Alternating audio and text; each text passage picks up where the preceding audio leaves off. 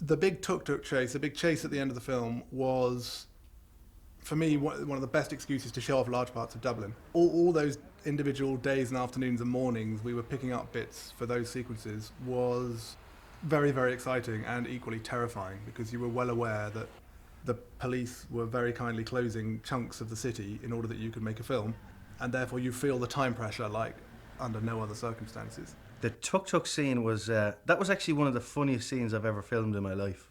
Let me explain something.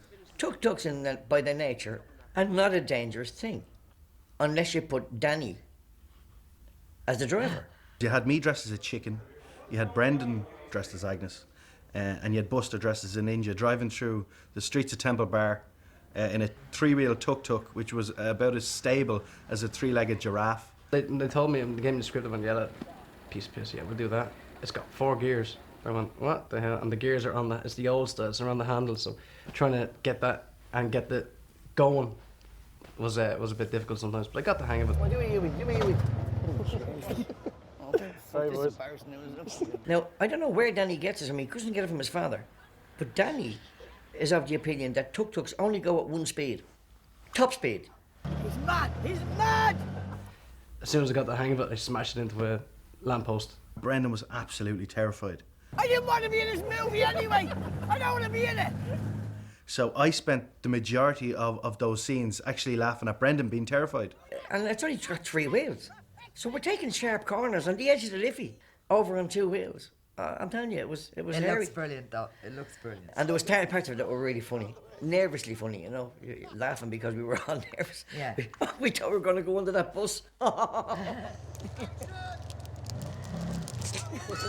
You'd be whizzing along the Liffey and in and out in Temple Bar, and you've got permission to do it. It's a thing dreams are made of. We closed down some incredibly busy Dublin streets on what seemed to us some of the most unsuitable days imaginable. And here we are, dapping around one of the busiest cities on the planet, trying to shoot amongst all the tourists that come to this fantastic place, Dublin, trying to shoot amongst them whilst they are going about their business. Brendan Condren, I'm the stunt coordinator, so we're setting up a scene today where the 3 cast members, Agnes, Buster and Dermot, jump off the bridge. So we have stunt doubles here, Patrick, Nicholas and Martin. I like to do all my own stunts, but I wasn't doing that one. When we said to Brendan early on that we wanted to have the Liffey as part of the chase sequence, because it's such a key part of Dublin, and we were describing a couple of thoughts, he immediately came up with, well, instead of just jumping into the river to get on the boat, why doesn't he jump into the river to get on the boat and go straight through the boat? So we've set up a boat here. We have like a pontoon boat, so we have a floating section at the back, it's a floating section at the front, and the middle section is basically all taken away. So the stunt double can go straight through the boat into the water safely. Because it's such a high jump, you're hitting the water at speed, and he had to hit the water at a particular straight angle so as not to hurt himself, not to damage himself, and my hat came off him. That was amazing, wasn't it? Boom! Twice! Good man. I'm blessed to have Ben Kellett as the director. He's been with Mrs. Brown from the very start of the TV series, and he gets me. And I don't know if anybody, God love them, I don't think any other director would be able to work with me, because what Ben knows is that I will write something, like in the chase scene, I wrote, there will be a chase. And I rang him out, I said, are you going to flesh out the chase at all? And he said, no, it's that's visuals, you do that, which was completely terrifying. And then as we were making the movie, we sat down and he said, so let's have one bit of the chase, and let's come up with another idea.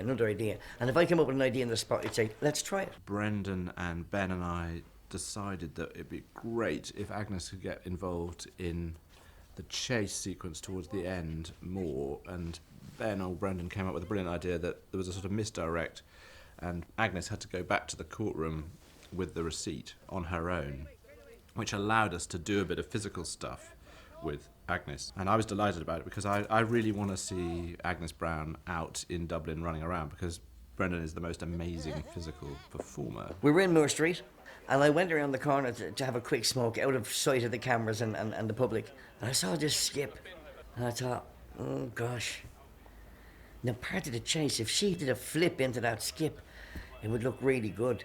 So I went around to Ben and I said, Ben, I've got an idea. And we came around, looked at the skip, and we had it set up within an hour. And we had stunt coordinators in to make sure that there was no safety issues. And it was literally hot skip and a flip, and he said, let's do it, and that's Ben. And I like doing stuff like that, I really do. I like doing a little bit of madcap stuff because it's very her, it's very what she would do. Ben and Brendan had this idea that they could do something on an escalator which would be a good joke, but also just be a nice twist in the story. And I thought, wow, it's wonderful.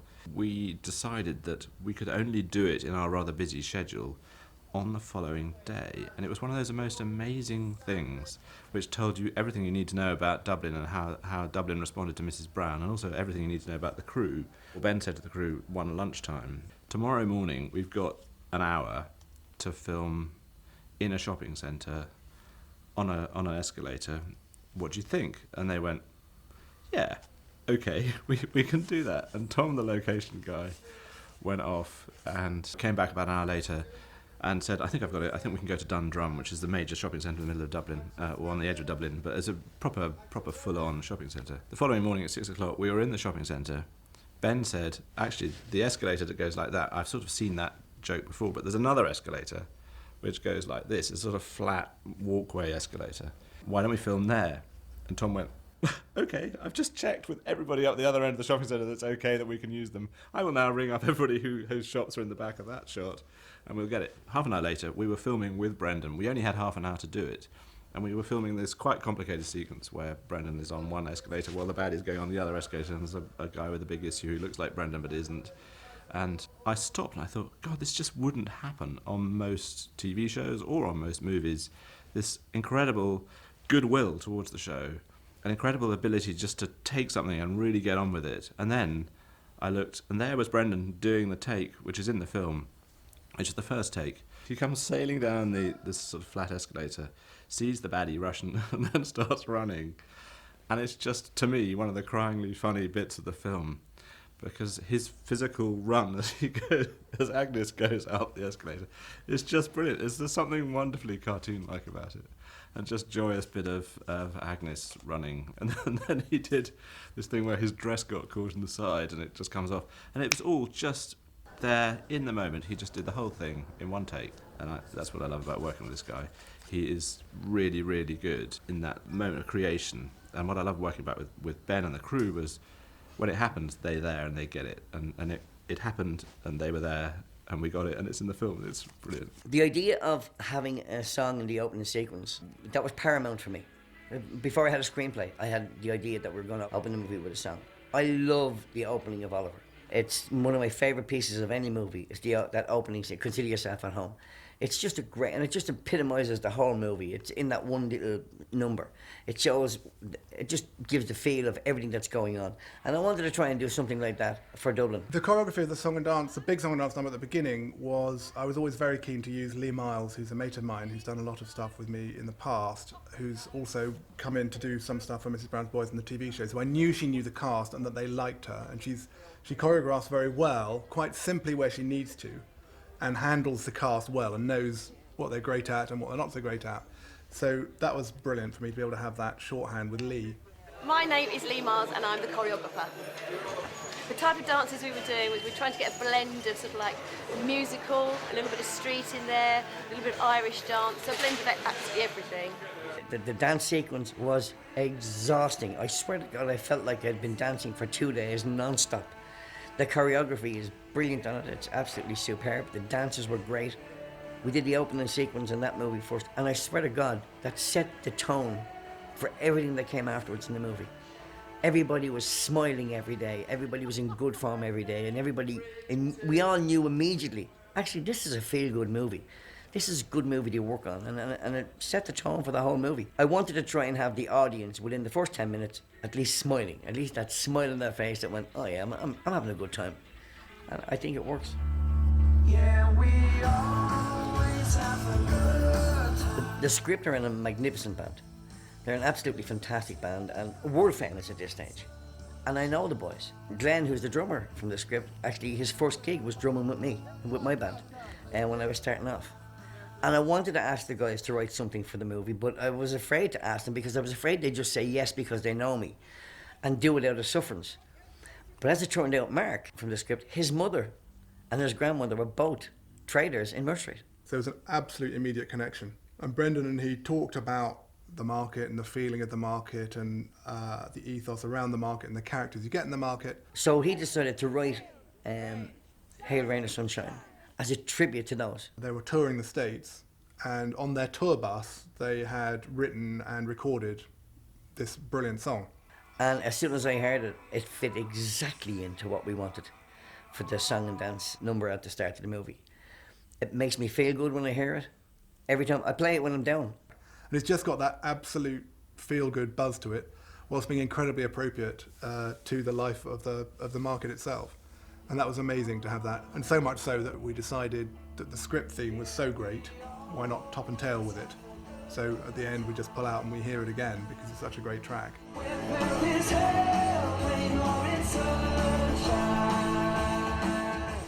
Music is such an important part of a film. We have a brilliant composer, Andy O'Callaghan, who does the music for the TV show. And now for Mrs. Brown, the movie. We're here in Dublin at the moment recording the orchestra. The RTE Concert Orchestra and I go back a long, long way, at least 20, 25 years. We just get on very well together, we gel, we know each other pretty well, and delighted to have been able to bring this job to this orchestra. We have Fiacre Trench, who is a very, very well-known Irish composer, arranger, conductor, wrote the strings for the Pogues, Fairy Tale New York, also worked with Hans Zimmer on many films, one of which was Pearl Harbor. All the strings and bigger band for Van Morrison over the years, a very accomplished musician, and we're delighted to have him and his strengths with us. The film has a huge amount of outdoor and action, whereas the TV show is just shot indoors. And when I say action, there's quite a big chase sequence. So some of the cues are quite heavy for the orchestra towards the end of the film, and that's way different to the TV. So I gave Andy completely carte blanche to come up with his own thoughts about what he should use when he should use it. Initially, when we get the first draft of the pictures over, I would start writing cues at home in my studio, would send them over to Ben in England and have his approval, disapproval for those cues. Eventually we come to an agreement on what music is actually going to be in the film, always with the intent that we would be ultimately recording it with a live orchestra. The orchestra are not looking at pictures here, so they have no idea what they're actually playing to. Very often the case will be that, being a Brendan O'Carroll film, that they're playing something very, very gentle and nice here, and his comment may be of a more vulgar kind of nature.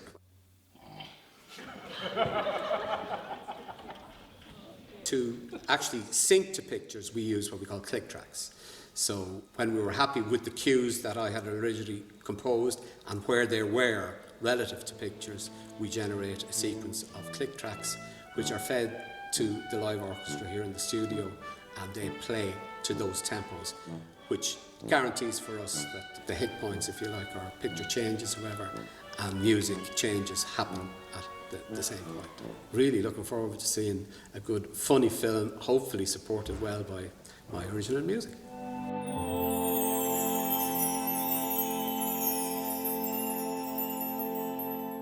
I am Fiona O'Carroll. I play Maria Brown, Agnes Brown's daughter-in-law.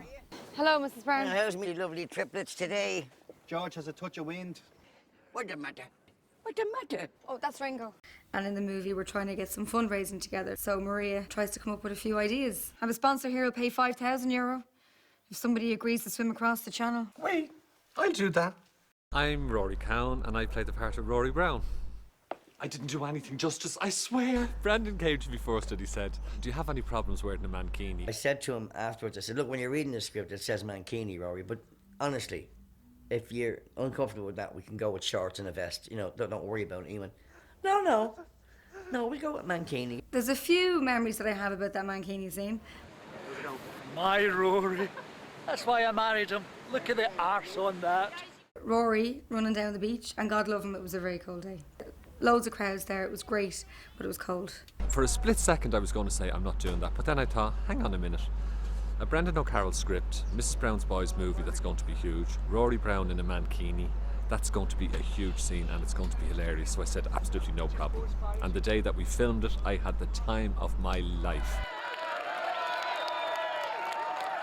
fun. Absolute best fun, really. It was just fabulous. And I also knew that no matter what they cut out or what ends up on the cutting room floor, Rory's mankini scene is not. So I'm in the movie. This is Paddy Houlihan. He plays Dermot Brown, and he's gorgeous looking. And this is Danny O'Carroll, who plays Buster Brady, and I love him. Dermot! Me and Paddy have been friends since we were kids, so it's good to be working with your best mate. Yeah, every day. absolutely. Yeah, absolutely. He has to say that. Yeah, we've been friends all our lives, so. And Buster and Dermot mirrors that, you know, like the kind of stuff we got up to some. I wasn't this bad. Not this bad. You know, there was never Russian, you know, gangsters involved. But we did some pretty ropey stuff back in the day. The scene today is the Russians that have been giving Agnes a bit of trouble. We've come in to try and be diplomatic and sort it out, and it's not going to plan. The Russians are played by a guy from Dublin, Brian Whitehead, and Shane Byrne used to play rugby for Ireland. He's an international rugby player. Two really tough guys. Shane's a very unique rugby player in that he's played for Ireland so many times and has yet to make a tackle. When I asked him to do this, he genuinely thought I was joking. But I was looking for somebody who looked like a Russian thug. Shane is famous worldwide in rugby circles for his mullet. Everybody tells him, you know, Shane, that they're going out of fashion, except in Moscow. So when it came to, you know, okay, we need two guys who look like Russians. One was Shane. The other was Brian Whitehead. Now, Brian's as hard as nails. And Brian boxed for Ireland and was a great boxer.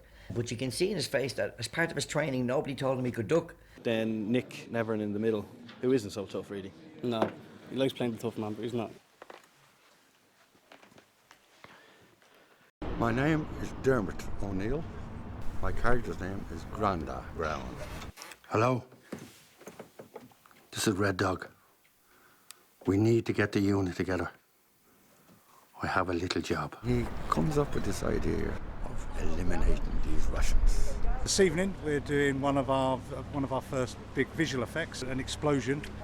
Shooting at night is always tricky because obviously it's dark, so you've got to light everything.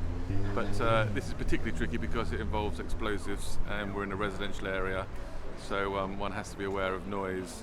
No noise, no flashes, no movement, no nothing. One shot of this, guys. Please pay attention. 3, 2, 1, action!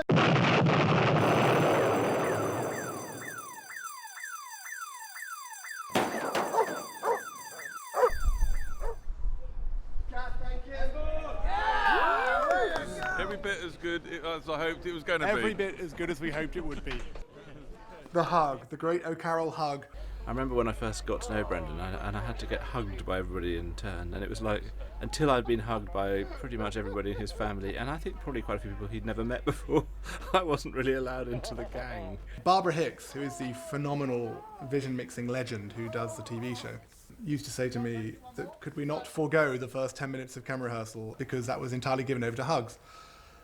Every time the guys come onto the set for the first time on the TV show, they hug everybody on the set. And I mean everybody. All the guys from the booms get down, all the camera guys, all the prop guys, the scenic people, everybody is known by name and hugged. And we brought that to the film as well. But then gradually you realise this is how it works, and the hug is a complicated social interaction that is partly about love and hugging, and partly about greeting, and also partly a kind of mafia thing, checking out whether you've got your gun on you or not. I've never seen so many people hug each other on a set before in my life. Yeah, the hugs every morning. The hugs great. are nice, yeah. Yeah. Oh, boys, what's going on then? Hey! They know nothing. They know nothing. Yeah, apparently I am the best hugger on set, and I do love a good hug. Can I have one now? You can. And it's fabulous, the difference it makes. Everybody feels involved and part of a team, and because with Mrs. Brown particularly, it's an incredibly technically demanding show, which watching it you wouldn't necessarily know. There's an awful lot of work and effort and expertise that goes into making it happen as effortlessly as it looks like it happens. And I think people want to give more because they feel a part of it and they feel loved and secure, and that if they fuck up it doesn't matter because there's a lot of other people around who are going to help mop it up. So the hugging is very much a part of relaxing everybody when they first come onto set, and essential. If you don't hug, you ain't going to last very long. The biggest challenge really has been the popularity of the Mrs. Brown phenomenon. I have to say it's fantastic, but for example on pretty much the first day when Ben and the crew were all filming near the market where a lot of the action happens, and all of the people in the flats turned out to and wanted to join in, that could have been a disaster for many films, but I think our approach was just, let's embrace it, let's enjoy the fact that people want to be involved. And so we filmed everybody in the flats dancing along to the tune. So it turned out that the crowds weren't a problem. I really like the way that the film has embraced Dublin and Dublin has embraced the film.